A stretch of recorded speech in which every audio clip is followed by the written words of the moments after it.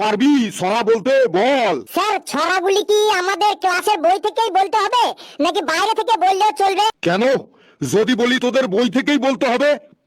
না স্যার, মানে আমি এমনি বললাম। আপনি আমাকে যেখান থেকে খুশি ছড়া ধরতে পারেন, বইয়ের বাইরের ভেতরে যেখান থেকে খুশি ধরতে পারেন, কোনো চাপ নেই। আমাদের ক্লাসের বইয়ের ভেতরের ছড়াই বলতে পারিস না, আবার বইয়ের বাইরের থেকে কি বলবি রে? আই ক্যান ডু এভরিথিং, এ ফেললু এখন সবই পারে, বুঝলি কালু? স্যার বলুন তাহলে কোন ছড়াটা বলতে হবে বলুন। নে তুই পাখি নিয়ে একটা ছড়া বলতো। স্যার পাখি নিয়ে বলছি, স্যার বলছি।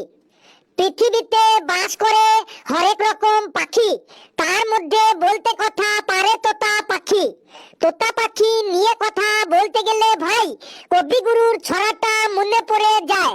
আতা গাছে তোতা পাখি, ডালিম গাছে মৌ, হিরে দাদার মরমরে থান, ঠাকুর দাদার বউ। বাহ, পাখি নিয়ে ওকে ছড়া বলতে বললাম আর ও কবিগুরুর ছড়াটা দিয়ে সুন্দরভাবে মেকআপ দিয়ে দিল। বাহ ফেলু, বাহ, সুন্দর বলেছিস। তুই আরো ছড়া জানিস নাকি? বলতো আর কোন কোন ছড়া জানিস? আমি তো স্যার প্রথমেই বলেছি, আপনি আপনার ইচ্ছে মতো ধরুন, আমি ঠিক বলে দেবো। ফেল রে, কনফিডেন্স ভালো কিন্তু ওভার কনফিডেন্স ভালো না। এটা তো ঠিক মিলিয়ে দিলি, পরের গুলো কি করবি রে? আমার কনফিডেন্স নিয়ে তোর ভাবতে হবে না, তুই চুপচাপ বসে শুনে যা।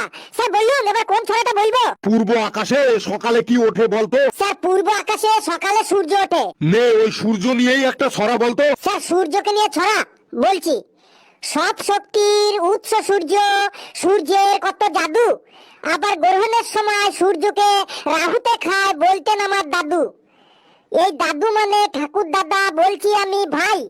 ঠাকুর দাদাকে নিয়ে বলতে গেলে কবিগুরুর একটি ছড়া মনে পড়ে যায়। আতা গাছে তোতা পাখি, ডালিম গাছে মৌ, হিরে দাদার মরমরে থান, ঠাকুর দাদার বউ। স্যার কেমন লাগলো কবিতাটা? বুঝেছি বুঝেছি, ওই হাবলু প্রথমে এই কবিতাটা বলেছে আর তখনই এই বেটা মুখস্থ করে নিয়েছে। আজ এই কবিতাটা দিয়েই ও সব কবিতা মেকআপ দিয়ে চালাবে। আমিও ছাড়ার পাত্র নই, ওকে আজ আমি নাজেহাল করে ছাড়বো। স্যার কিছু বললেন? না না, তোকে আমি কিছু বলিনি। না মানে আপনার মুখটা নড়ছে তো, তাই ভাবছি কিছু বলছেন হয়তো। আর কোনো ছড়া বলতে হবে বলুন। আমরা কিরে ফেলু? আমরা মানুষ স্যার। নে তাহলে ওই মানুষ দিয়েই একটা ছড়া বলতো। স্যার মানুষ দিয়ে ছড়া বলছি। স্যার পৃথিবী জুড়ে হরেক মানুষ, এই মানুষ চেনা খুবই শক্ত। এই মানুষের দেহে হাড় আছে, আছে অনেক রক্ত। এই রক্তের মধ্যে কারো যদি হিমোগ্লোবিন কমে যায়, হিমোগ্লোবিনটা বেড়ে যাবে যদি সে ডালিম ফল খায়। এই ডালিম ফলের কথা আবার বলতে গেলে ভাই কবিগুরুর একটি ছড়া মনে পড়ে যায়। আতা গাছে তোতা পাখি, ডালিম গাছে মৌ, হিরে দাদার মরমরে থান, ঠাকুর দাদার বউ। স্যার ঠিক হলো তো ছড়াটা? কি সাংঘাতিক রে বাবা, এতদিন জানতাম অঙ্ক অনেক সময় গোজামিল দিয়ে মেলানো হয়, এ বেটা তো দেখছি ছড়াতেও গোজামিল দিয়ে ঠিক মেকআপ দিয়ে দিচ্ছে। নে বাবা, খুব ভালো হয়েছে। আর কোনো ছড়া ধরবেন স্যার? এবার ওকে এমন একটা বিষয় নিয়ে ছড়া বলতে বলবো, দেখি ও এর মধ্যে কবিগুরুর ছড়া কিভাবে নিয়ে আসে। নে বাবা, তুই আবার সর্দি কাশি নিয়ে একটা ছড়া বলতো দেখি। এবার মনে হয় তুই জব্দ হয়ে গেলি রে ফেলু। সর্দি কাশির মধ্যে তুই কবিগুরুর ছড়া কিভাবে নিয়ে আসবি রে? পৃথিবীতে এমন কোনো জাল নেই যে সেই জালে এই ফেলুকে ফাঁসাবে। তুই চুপচাপ মুখ বন্ধ করে শুনে যা। স্যার সর্দি কাশি নিয়ে ছড়া বলছি। তুলসী পাতা আর মধু যদি রোজ সকালে খেলে, সর্দি কাশি যার হবে তার সব যাবে চলে।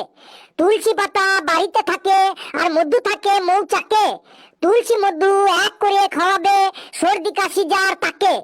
এই মৌচাকের কথা আবার বলতে গেলে ভাই বিশ্বকবির একটি ছড়া মনে পড়ে যায়। আতা গাছে তোতা পাখি, ডালিম গাছে মৌ, হিরে দাদার মরমরে থান, ঠাকুর দাদার বউ। বেশ বাবা বেশ, আমি বুঝে গেছি তুই বড় হয়ে একটা গোজামিলের কবি হবি। সকলে বস, আমি এবার আসি। বন্ধুরা আমাদের এই ছড়ার ক্লাসটা কেমন লাগলো কমেন্টসে জানাবেন। ভিডিওটি লাইক করবেন, শেয়ার করবেন, চ্যানেলটিকে সাবস্ক্রাইব করে আমাদের সাথে থাকবেন। আর কবিগুরু হলেন আমাদের প্রাণ, আমাদের আবেগ। উনি প্রতিটা নিঃশ্বাসে প্রশ্বাসে আমাদের সাথে থাকেন। তাই কবিগুরুর ছড়াটা দিয়েই আজ শেষ করছি। আতা গাছে তোতা পাখি, ডালিম গাছে মৌ, হিরে দাদার মরমরে থান, ঠাকুর দাদার বউ। কবিগুরুকে শতকোটি প্রণাম।